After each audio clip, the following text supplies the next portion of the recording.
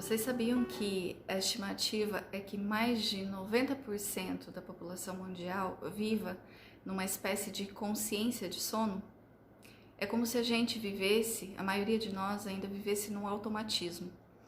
Vivesse como se estivesse sobrevivendo simplesmente, como se a vida fosse acordar, comer, trabalhar, pagar contas, viver, sentir prazeres de todas as formas, resolver problemas, dormir.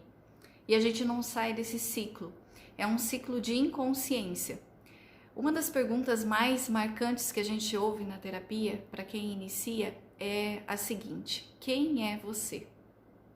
É claro que se a gente for olhar de uma forma superficial, é uma pergunta muito simples de se responder.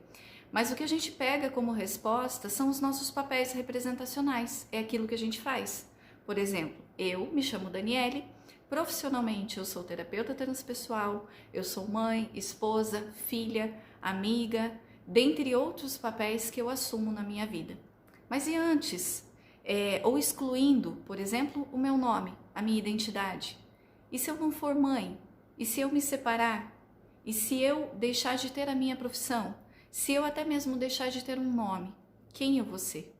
Então essa consciência de quem eu sou é algo que faz com que a gente saia daquele movimento de sono, de viver a vida no automatismo, de levar as coisas sempre como se a gente estivesse empurrando com a barriga e achando que a vida é feita pela superficialidade de tudo aquilo que a gente vive e o que a gente faz para sobreviver, para não morrer de fome, de frio, de tristeza, de descontentamento e tudo mais.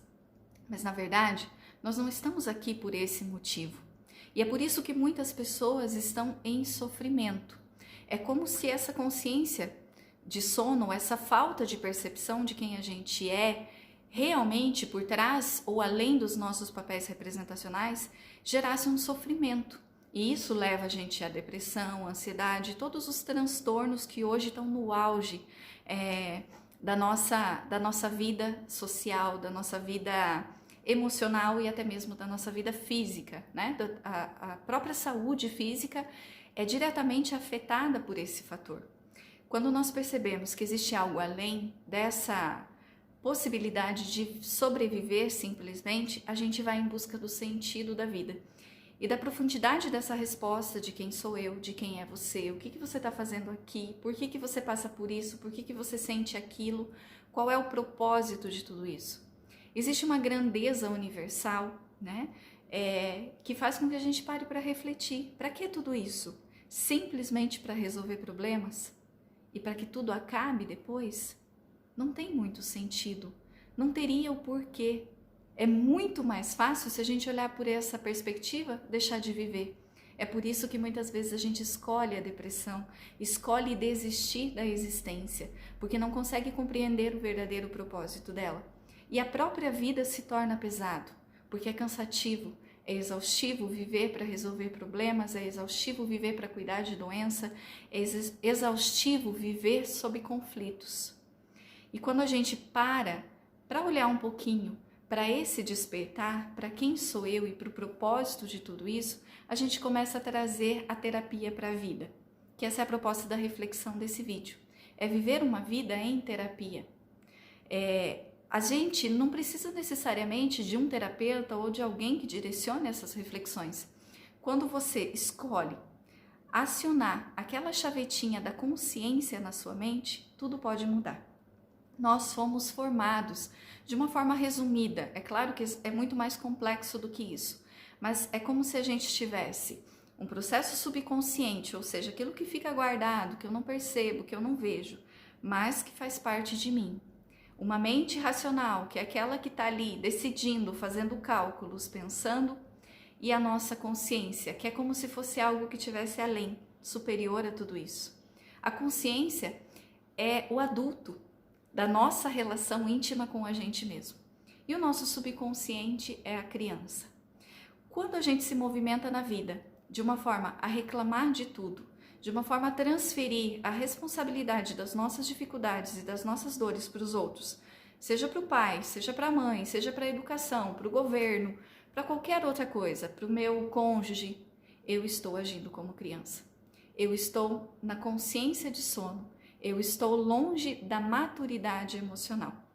Para que a gente desperte, é preciso pensar na possibilidade de assumir essa maturidade, de tomar as rédeas da sua vida. Porque enquanto você, ou qualquer um de nós, transfere a nossa felicidade para o outro, para o dinheiro, para o trabalho, para qualquer outra coisa, nós estamos ainda na vitimização, deixando de assumir aquilo que pode, aquilo que é capaz de viver. Então, quando a gente reclama do nosso trabalho, é como se fosse melhor não ter o trabalho. Quando a gente reclama que o celular quebrou, é como se fosse melhor não ter o celular. Quando a gente reclama dos pais, do marido, dos filhos, é como se fosse melhor não ter. E esse não ter, ele vem envolvido de uma exclusão de responsabilidade. Então eu prefiro não ser responsável por isso, arcar com as consequências disso. Então, mesmo que eu não perceba, eu estou indesejando uma vida de liberdade. Para que a gente tenha uma vida de liberdade, é preciso aliar a responsabilidade. E a responsabilidade é algo pessoal. Eu não posso viver em liberdade responsabilizando os outros, responsabilizando a sociedade, ou seja lá quem for, ou muitas vezes até Deus. Eu sempre comento que quando a gente estuda a visão da psicologia consciencial e traz as reflexões da vida de Jesus, Jesus nos disse que nós fomos feitos, ele veio para trazer vida em abundância e não uma vida medíocre, que nós somos deuses, que podemos fazer tudo o que ele fez e muito mais. Então por que a gente vive como se dependesse dos outros para ser feliz, como se dependesse dos outros para ter sucesso, para ter realização? Dependesse da aprovação de todo mundo ou da validação, do carinho, do afeto, da proteção das outras pessoas, sendo que cada um é responsável por fazer isso por si mesmo. Não significa que a gente não vá compartilhar. Isso é um exercício muito legal de solidariedade, de carinho, de empatia. Agora, depender dele como crianças que são dependentes dos pais, que dependem muitas vezes até para comer, para se movimentar, para trocar de roupa, nós transferimos isso para a vida quando a gente não sai da infância emocional ou da consciência de sono e não opta por essa maturidade e pela responsabilidade pelas próprias emoções, pelas próprias escolhas, que automaticamente vai trazer a liberdade. Porque a liberdade é essa porta, é esse lugar aonde a gente pode ser tudo o que quer, tudo o que merece, trazendo isso, claro, para uma conexão com a nossa natureza divina e não para o movimento egóico do querer do ego, mas sim o querer da essência, que é muito mais prazeroso, muito mais contemplativo do que qualquer movimento egóico que seja de preenchimento vazio.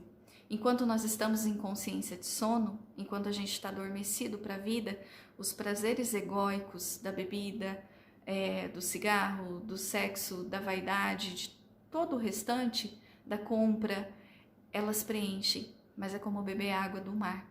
Quando a gente faz isso de uma forma consciente, autorresponsável, dominando os seus próprios sentimentos, nós estamos levando uma vida terapêutica, uma vida de autoconsciência, de reflexão, de responsabilidade e liberdade. É para isso que a gente está aqui. É essa a função e é esse o benefício de ser seu próprio terapeuta. Quando você começa a perceber do que você é capaz, o que você pode viver, o que eu e todos nós podemos viver, que muitas vezes a gente acha que depende de um contexto externo, mas que na verdade é algo que está nas nossas mãos, mas a gente não está escolhendo fazer uso disso. Então, observa, sinta se isso faz sentido para você, se de alguma forma você consegue encaixar na sua realidade, se te ajuda no processo de despertar. Se você conhece alguém que pode se beneficiar dessa reflexão, compartilhe também esse vídeo. Até o próximo.